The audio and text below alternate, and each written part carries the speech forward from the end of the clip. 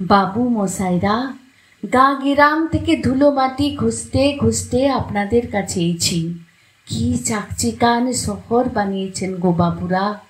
রোদ পড়লে জোছনা লাগলে মনে হয় কাল কেউটের গা থেকে খসে পড়া রূপোর তৈরি একখানা লম্বা খোলস। মনের উনানে ভাতের হাঁড়ি হা হয়ে আছে খিদে। চাল ডাল তরি তরকারি শাক পাতা কিছু নেই, কিন্তু জল ফুটছে টক বগিয়ে।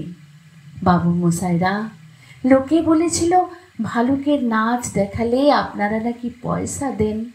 যখন যেমন বললেন নেচে নেচে হত্ত, পয়সা দিবেননি। লোকে বলেছিল ভানুমতির খেল দেখালে আপনারা নাকি সোনার মেডেল দেন। নিজের করাতে নিজেকে দুখান করে আবার জুড়ে দেখালুম। আকাশ থেকে সোনালি পাখির ডিম পেড়ে আপনাদের ভেজে খাওয়ালুম গরম অমলেট। ভাঁজা গাছে বানিয়ে দিলুম ফুলের ঘুঙুর। সোনার মেডেল দিবেননি?